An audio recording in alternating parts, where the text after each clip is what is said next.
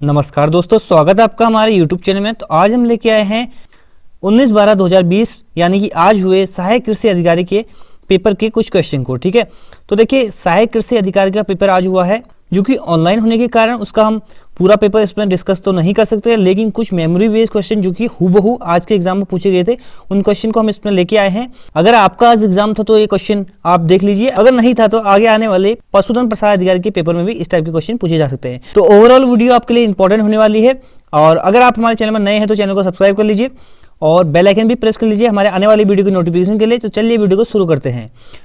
तो पहला क्वेश्चन था, बैंगन में कौन सा एंटीऑक्सीडेंट होता है?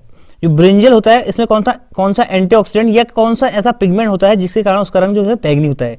तो इसका आंसर था एंथोसाइनिन। ठीक है, एंथोसाइनिन के कारण इसका रंग जो है बैंगनी होता है। अगला क्वेश्चन पूछा गया था, लेटराइट मिट्टी में किसकी मात्रा सबसे अधिक होती है? तो इसमें सबसे अधिक मात्रा होती है आयरन की। ठीक है, Fe इसकी मात्रा जो है लेटराइट मिट्टी में सबसे अधिक होती है। और लेटराइट मिट्टी का उपयोग किया जाता है चाय की फसल उगाने में। ठीक है, क्योंकि ये मिट्टी अम्लीय होती है इसलिए इसका उपयोग किसमें किया जाता है? चाय की खेती में। ठीक है, अगला क्वेश्चन पूछा गया था, वर्नलाइजेशन। वर्नलाइजेशन शब्द का प्रतिपादन किसने किया था? वर्नलाइजेशन टर्म गिवन बाय, तो इसका आंसर था लाइसेनको।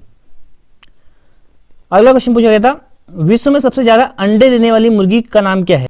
तो विश्व में सबसे ज्यादा अंडे देने वाली मुर्गी है व्हाइट लेगहॉर्न। ठीक है, काफी इंपॉर्टेंट क्वेश्चन है। और अगला क्वेश्चन अगला आया था मस्कोवाइट का फॉर्मूला क्या है? तो इसका फॉर्मूला था Al2K2O6Si। ठीक है, ये इसका फॉर्मूला था। इसका एक और फॉर्मूला होता है, आप देख लीजिएगा।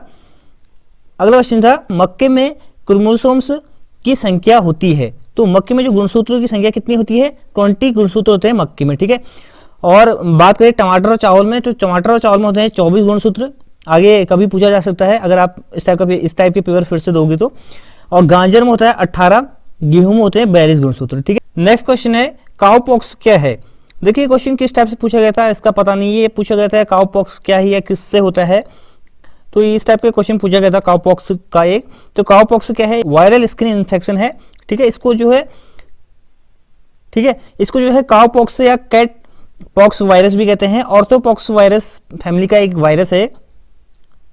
ठीक है, तो आपको याद रखना है कि ये जो है वायरल स्किन इन्फेक्शन है। ठीक है, अगला एक क्वेश्चन पूछा गया था, Indian institute of sugarcane research कहाँ है? ठीक है, ये लखनऊ में है। और एक क्वेश्चन पूछा गया था, एक बुक पूछी गई थी, ब्यूटीफुल ट्रीज एंड गार्डन पुस्तक के लेखक कौन है? तो इसके MS रंधावा, मोहिंदर सिंह रंधावा जो हैं इसके राइटर थे। ठीक है, अगला क्वेश्चन पूछा गया था, ओजोन डिप्लेशन के लिए जिम्मेदार गैस है? तो ये है CFC। ठीक है, क्लोरोफ्लोरोकार्बन जो है ओजोन डिप्लेशन के लिए जिम्मेदार है। जो ओजोन की परत जो है पतली हो रही है उसका कारण जो है ये है क्लोरोफ्लोरोकार्बन CFC। नेक्स्ट एक क्वेश्चन, हार्वेस्ट इंडेक्स से भी एक क्वेश्चन पूछा गया था। आप एग्जैक्ट पता नहीं है कि क्वेश्चन क्या पूछा गया था, शायद किसी क्रॉप का हार्वेस्ट इंडेक्स पूछा गया था शायद, तो ये देख लीजिएगा। अगला क्वेश्चन पूछा गया था, मिट्टी की नमी मापी जाती है, जो सॉइल मॉइस्चर होता है वो किससे नापी जाती है? तो इसका आंसर था टेंसियोमीटर। टेंसियोमीटर से मापा जाता है सॉइल मॉइस्चर को। अगला क्वेश्चन पूछा गया था, वाटर यूज इफिशिएंसी का फॉर्मूला पूछा गया था। तो वाटर यूज इफिशिएंसी बराबर होता है Y/ET। ठीक है, Y/ET होता है वाटर यूज इफिशिएंसी का फॉर्मूला। अगला क्वेश्चन पूछा गया था, मीनामाता डिजीज, जो मीनामाता रोग होता है वो किसके कारण होता है?